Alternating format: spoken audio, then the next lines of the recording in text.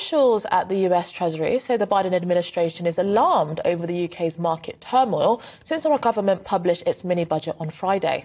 Yes, well, they're concerned the volatility of the UK market may spill over into the global market and are working with the International Monetary Fund to pressure the Truss government to dial back its dramatic tax cuts and ease inflation. Well, here to explain more on this is economist Laurie Laird. Thank you so much for joining us. I mean, is there something... Good morning, ladies. This seems quite anti-democratic. We have a UK elected government and, of course, some people question the mandate and so on. But is it right for America and the IMF to be pressurising the UK government to change its economic policy?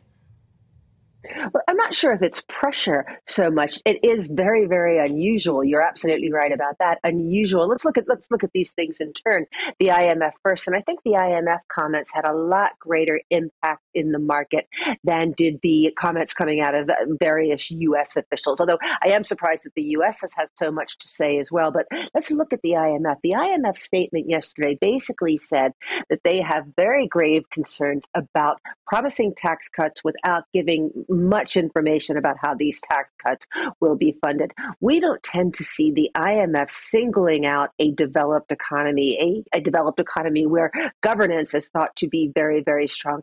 That statement from the IMF yesterday really seemed to me like the kind of statement we see sent out at somewhere like Argentina, a place where economic policy is really subjugated to political whims. And in fact, a lot of American traders and UK traders have started referring to the pound as the British peso.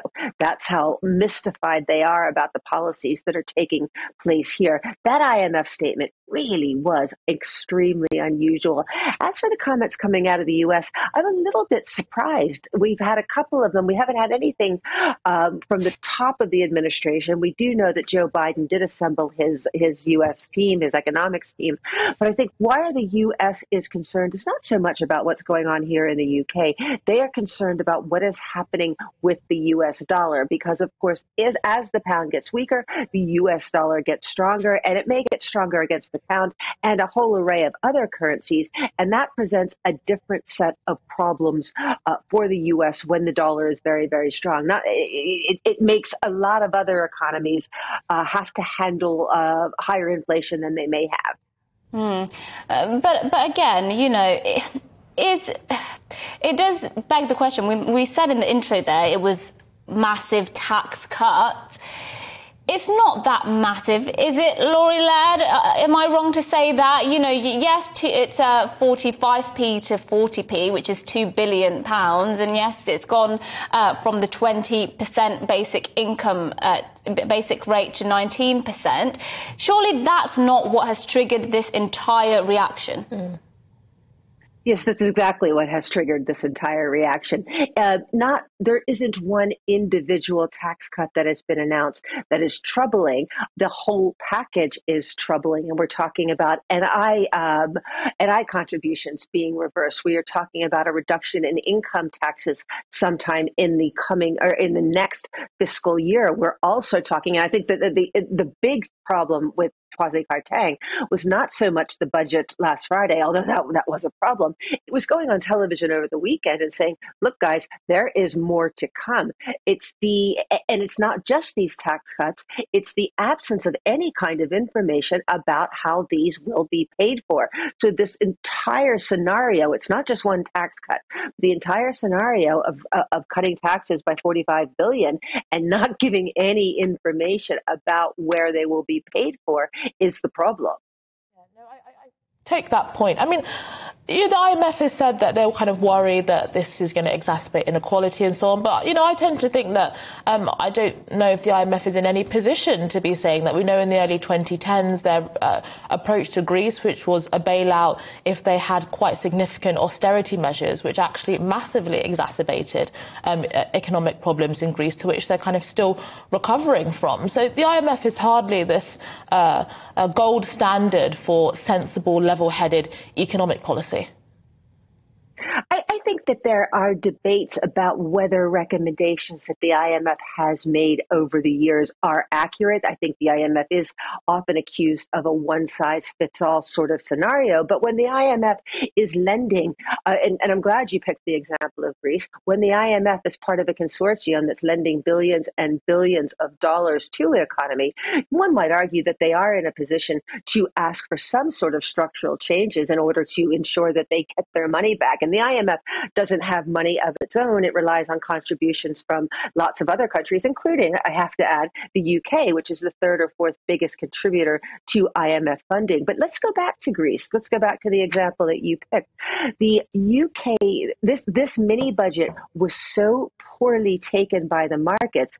What happens is when the UK has to borrow, it issues things called gilts. Other countries call them bonds. The markets put an interest rate on that bond because they have to buy this stuff. That's how they lend to the UK government. At one point, before the Bank of England's intervention yesterday, UK bond yields or gilt yields were higher than Greek bond yields. That means that the UK had to pay more to borrow in the open market than Greece did, despite all of the problems that you just described with Greece being long-term problem child in Europe.